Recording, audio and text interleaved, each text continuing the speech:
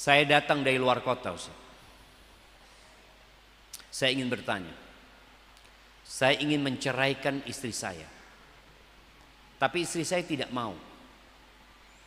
Dikarenakan mertua saya berbeda manhaj dengan saya. Saya sudah menikah 5 tahun.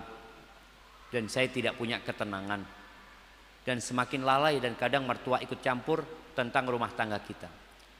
Misalnya disuruh melakukan ritual yang tidak ada contohnya di Rasulullah SAW. Gimana solusinya Ustadz? Istri saya mau diceraikan, Ustadz. Istri saya mau diceraikan, tidak mau. Gimana solusinya Ustadz? Istri saya mau diceraikan, tapi dia tidak mau. Apakah harus diceraikan meskipun tidak mau? Ahibati fillah.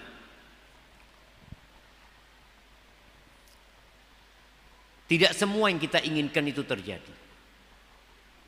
Dan hidup ini adalah ujian dari Allah Azza wa Jalla. Allah berfirman, wa ashiruhunna bil ma'ruf. Pergaulilah istri-istri kalian dengan cara yang patut, yang baik, yang penuh keindahan, penuh penghargaan dan penghormatan buat mereka. Fa in karihtumuhunna, kalau kalian benci sama mereka, ceraikan. Fa in karihtumuhunna, sabar kata Allah.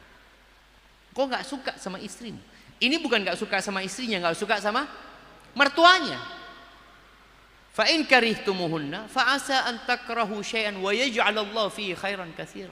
Boleh jadi yang kalian benci Allah jadikan kebaikan banyak di sana. Maka menurut ana, kalau istri antum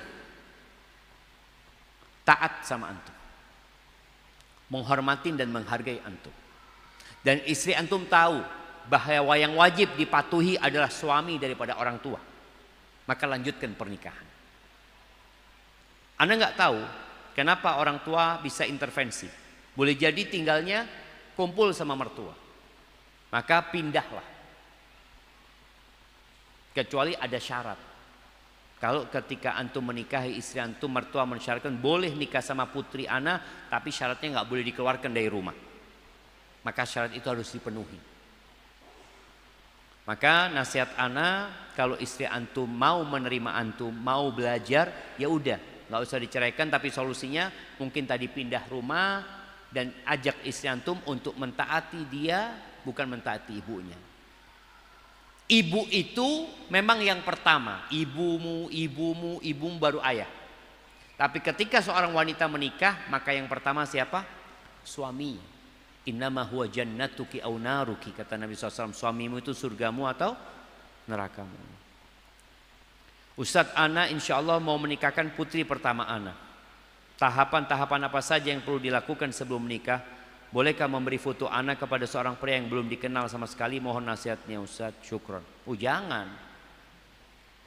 Artinya kalau memang ada orang yang serius, datang. Karena foto ini jamaah bisa disimpan, kemudian bisa disebarkan. Apalagi orang itu nggak dikenal.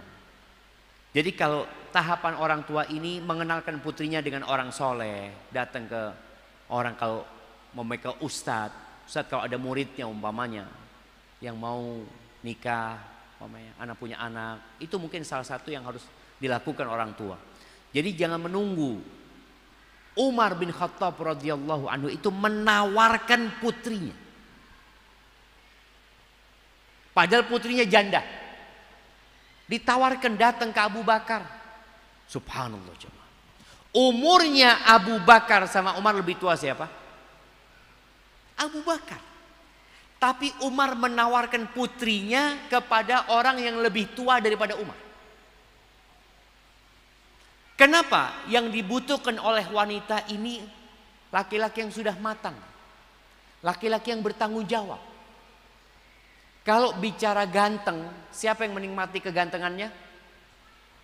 Satu kampung ya. Kalau bicara ganteng, masya Allah, anak mau cari laki-laki yang ganteng loh. Ganteng itu dinikmati oleh orang semua di jalanan. Tapi kalau dia akhlak yang buruk, siapa yang menikmatin? Istrinya. Ada KDRT sama istri tetangga? Gak ada KDRT sama istri sendiri. Maka tolong perhatikan masalah akhlak. Umar menawarkan kepada Abu Bakar. Abu Bakar gak jawab apa-apa. Ditawarkan kepada Utsman. Utsman mengatakan aku lagi gak mau nikah. Padahal Abu Bakar sudah punya istri. Padahal Umar sudah punya istri. Utsman sudah punya istri.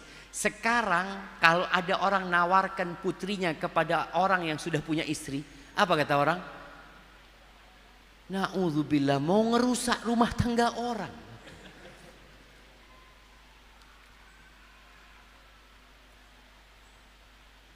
Izin bertanya, kalau berdoa boleh mengangkat tangan. Apakah berdoa mengangkat tangan bukan hanya ketika sholat istisqa? Ahibati fillah, hukum asalnya berdoa itu angkat tangan. Hukum asalnya berdoa itu angkat tangan. Apa dalilnya? Hadis Nabi SAW, Innallaha hayyun karim. Allah itu maha pemalu dan Allah itu maha mulia. Yastahi min abdihi idza rafa'a yadayhi ay yaruddahuma sifran khaibatin. Allah itu malu kalau hambanya angkat tangan kemudian ditolak sama Allah dengan tangan kosong. Jadi hukum asalnya Syekh Utsman menjelaskan hukum asalnya angkat tangan, kecuali kondisi-kondisi yang di situ tidak angkat tangan. Ada hadisnya. Ada hadisnya seperti ketika Jumat Nabi SAW nggak angkat tangan, istisqa baru angkat tangan di atas mimbar maksudnya.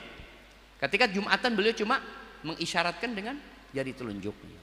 Jadi hukum asalnya antum angkat tangan, doa antara adzan sama iqamah, antum di akhir malam antum punya keperluan, kapan saja mohon sama Allah dengan angkat tangan. Jamaah, itu mungkin dapat Anda sampaikan, kurang lebihnya mohon maaf, yang benar dari Allah Azza wa Jalla, yang salah dari diri Anda pribadi. Allah dan Rasulnya terbebaskan dari kesalahan itu.